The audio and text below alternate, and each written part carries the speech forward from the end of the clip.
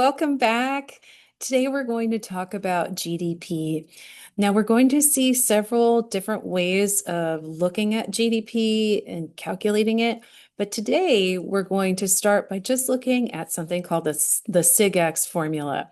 And so let's just jump right into it, and then we'll talk about some expectations for explaining answers once you are asked questions with this in mind. Okay, so here we have our CIGX formula, and let's actually start with this Y up here. So you can see that we're saying that our real output, or our GDP here is symbolized with a Y. And so we're actually going to see that show up on a graph as well. And we'll find out we could have nominal GDP, we could have real GDP. We're not there yet. But in any case, GDP is going to be symbolized by this Y in our formula, and it's going to have a matching Y on our graphs here really soon. Okay, so now let's look at exactly what are we adding together? Well, in a nutshell, what we're doing is we're adding together the goods and services that our economy has created within its borders in a given time period, typically over the course of a year, as measured in dollars.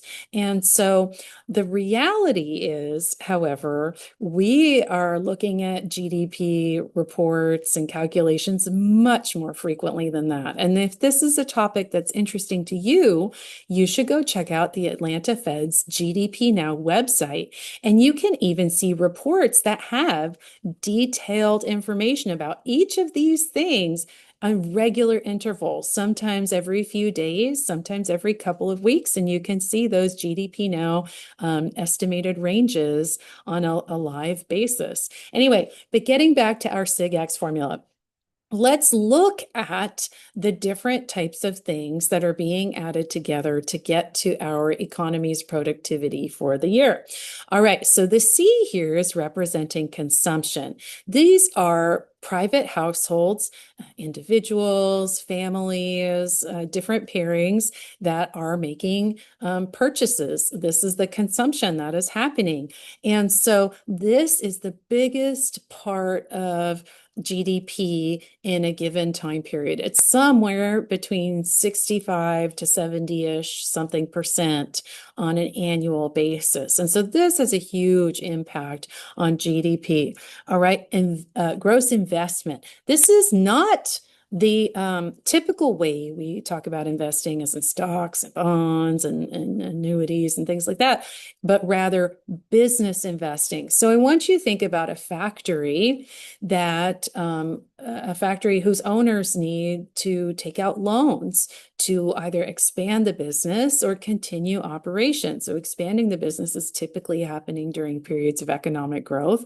So for example, a factory that is sort of a local business, well, they might want to expand to be regional or national business. Maybe they need to buy refrigerated trucks to be able to ship out their tasty treats all over their country. And so in order to do that, they would have to take out loans to do so. And they would have to, consider interest rates. If interest rates were very high, would they still be willing to take out those loans?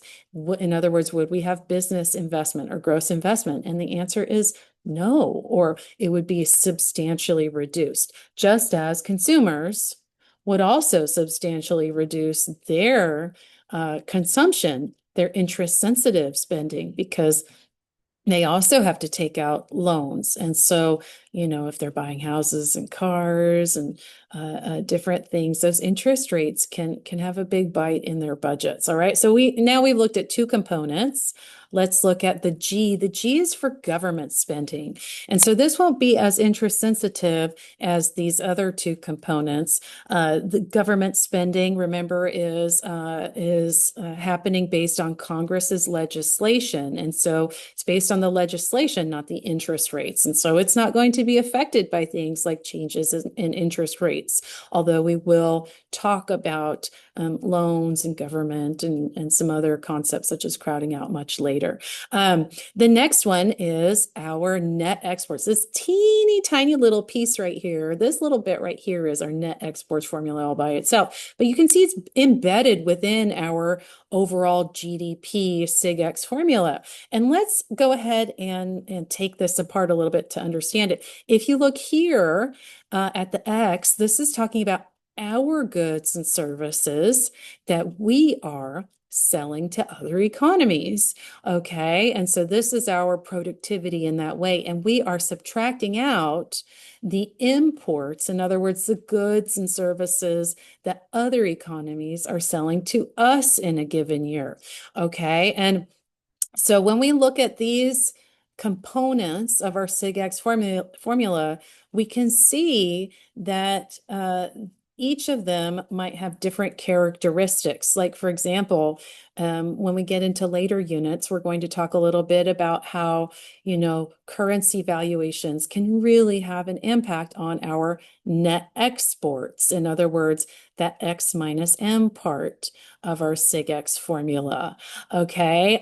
Whereas, that is not going to have an impact here on government spending per se in our very simplistic models that we use in this class.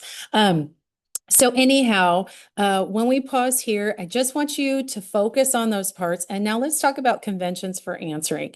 If you are asked a question, if you're given a scenario about GDP, if you're given a situation, I want you to specifically in your answer mention which particular part of our SIGX formula is affected. Okay, so let's go back to the example of interest rates, and I'm going to keep it simple and short. But let's go back to that example again and discuss how you would use this in an answer. So if, for example, you were told that, that the Fed has decreased interest rates. They have decreased interest rates. And now you have to talk about, well, what impact would that have on, on our GDP?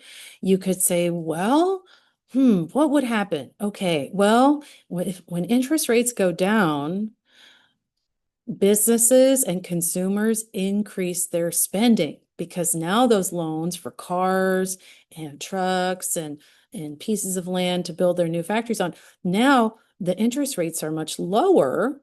And so they can now afford to take out more loans.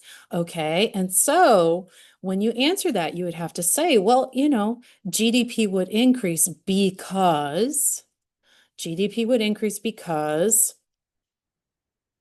consumers would spend more due to lower interest rates. They are interest sensitive spenders, and they would take out more loans to buy cars and houses and things like that. Businesses would increase their gross investment because interest rates are lower. That means loans are cheaper, and they can now afford to take out loans or to take out additional loans.